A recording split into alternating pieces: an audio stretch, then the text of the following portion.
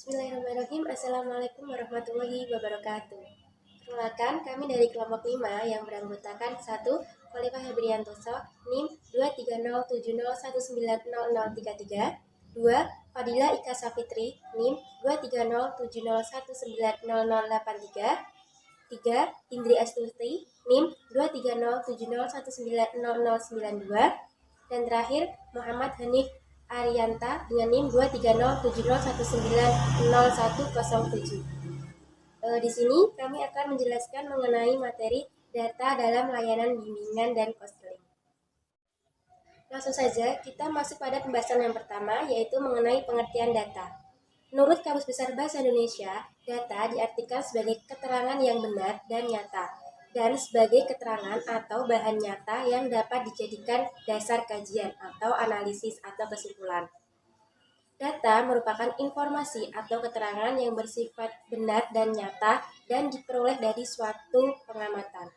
Implikasinya, data harus sesuai dengan kenyataan sesungguhnya.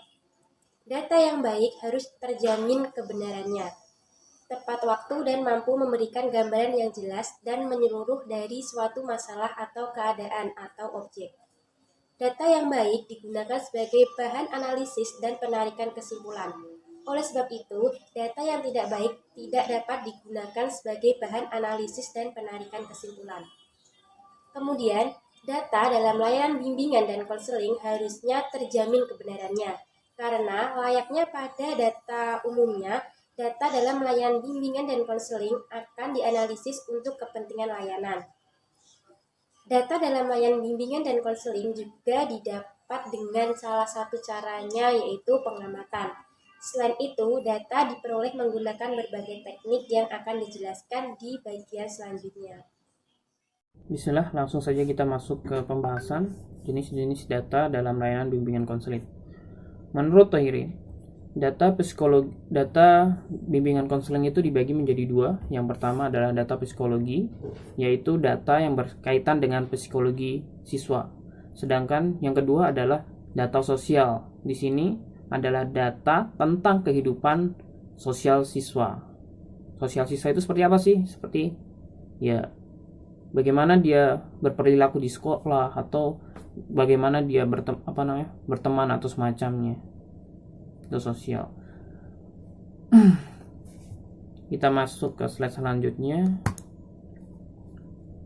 Nah, menurut Prayito dan Amti, data dalam bimbingan konseling itu dibagi menjadi dua, yaitu data individu dan data umum. Data individu itu seperti apa? Data individu adalah data yang berasal dari individu siswa, seperti biodata, latar belakang, kemampuan mental, dan yang lainnya. Sedangkan data umum adalah data yang berkaitan dengan bimbingan konseling tapi tidak langsung menjuru ke siswanya. Jadi bisa kita katakan data umum itu data yang memiliki cakupan yang luas, atau bisa kita katakan adalah data bebas selama itu mendukung bimbingan konseling itu sendiri. Nah, contohnya seperti informasi pendidikan, informasi jabatan, artikel tentang pendidikan, artikel tentang jabatan, artikel tentang sekolah, atau yang lainnya. Sedangkan dalam data umum itu masih dibagi lagi, ada data yang ketiga, yaitu data kelompok. Data kelompok ini masih termasuk dari data umum. Data kelompok ini adalah seperti yang tadi kita singgung di pembagiannya Thohiri.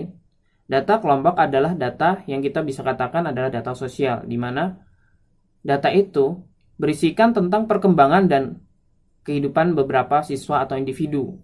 Ya, bisa termasuk di dalamnya adalah data kelas, seperti hubungan sosial antara individu di kelas, di ekstrakurikuler, atau kelompok belajar mereka, atau yang lainnya. Sebaran prestasi belajar, kondisi kebersamaan, dan lain-lain. Langsung aja kita masuk ke pembahasan berikutnya. Teknik-teknik yang digunakan untuk mengumpulkan data dalam layanan bimbingan dan konseling. Secara garis besar, teknik pengumpulan data dalam layanan bimbingan dan konseling dibedakan menjadi dua, yaitu 1 teknik tes Teknik tes merupakan prosedur untuk mengungkapkan tingkah laku seseorang dan menggambarkan dalam bentuk skala angka atau klasifikasi tertentu. Ada bermacam-macam tes untuk mengumpulkan data tentang siswa. Di antaranya, A. Tes hasil belajar.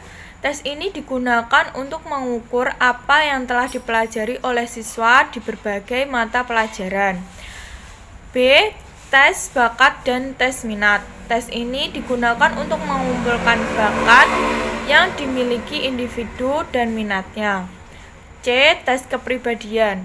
Tes ini digunakan untuk mengukur ciri-ciri kepribadian tertentu pada siswa seperti karakter, temperamen, corak kehidupan emosional, dan lain-lain. D. Tes intelijensi. Sesuai dengan namanya, tes intelijensi digunakan untuk mengungkapkan tingkat intelijensi atau kecerdasan seseorang. Yang kedua yaitu teknik non-tes. Teknik lain untuk mengumpulkan data di samping teknik tes digolong ke dalam teknik non-tes. Teknik ini umumnya digunakan untuk menghimpun data-data tentang tingkah laku, sikap, minat, perhatian, karakteristik, dan lain-lain. Teknik non-tes ada bermacam-macam, yaitu A. Angket atau kuesioner. Angket atau kuesioner merupakan beberapa pertanyaan yang harus dijawab siswa secara tertulis. B. Wawancara. Teknik wawancara mengharuskan siswa menjawab pertanyaan-pertanyaan secara lisan. C. Teknik observasi. Teknik ini digunakan dengan mengadakan pengamatan secara seksama, baik secara langsung maupun tidak langsung, terhadap aktivitas siswa di lingkungan sekolah maupun luar sekolah. D. Autobiografi. Teknik ini mengharuskan siswa menulis biografi atau riwayat kehidupan dirinya sendiri. E. Catatan anekdot. Catatan anekdot merupakan laporan singkat tentang berbagai kejadian atau perilaku tentang siswa dan membuat deskripsi objektif tentang perilaku siswa saat tertentu. F. Sosiometri. Sosiometri merupakan teknik untuk mengumpulkan data tentang hubungan-hubungan sosial dan tingkah laku sosial siswa. Selanjutnya, saya Fadila Eka Safitri akan menjelaskan materi yang keempat, yaitu manfaat data dalam layanan bimbingan dan konseling. Menurut Winkel dan Hastuti, data dalam layanan bimbingan dan konseling memiliki 4 manfaat yang akan menunjang layanan bimbingan dan konseling. Winkel dan Hastuti membagi keempat manfaat tersebut menjadi 2, yaitu manfaat untuk konselor dan manfaat untuk konseli atau klien. Manfaat data dalam bimbingan dan konseling untuk konselor. Yang pertama, data dapat digunakan untuk mengetahui apakah kompetensi konselor mampu dan cukup berwenang dalam memberikan pelayanan kepada konseli dengan inti permasalahan yang telah diketahui. Yang kedua, data digunakan sebagai sarana memperoleh informasi lebih dalam serta lebih lengkap tentang berbagai aspek dari pribadi konseli, sehingga konselor diharapkan dapat memberikan layanan yang optimal. Kemudian, manfaat data dalam bimbingan dan konseling untuk konseli atau klien. Yang pertama, data dapat membantu klien menentukan suatu program pendidikan maupun karir yang sesuai dengan potensi dan minat yang dimiliki. Yang kedua, data dapat membantu konseli memahami diri sendiri dan melakukan evaluasi diri sehingga diharapkan konseli dapat mencapai perkembangan yang optimal dan sesuai dengan bakat dan minat yang dimiliki. Sekian pemaparan materi dari kami kelompok 5. Apabila kami dari awal dalam menyampaikan banyak kesalahan kata, mohon maaf yang sebesar-besarnya. Wassalamualaikum warahmatullahi wabarakatuh.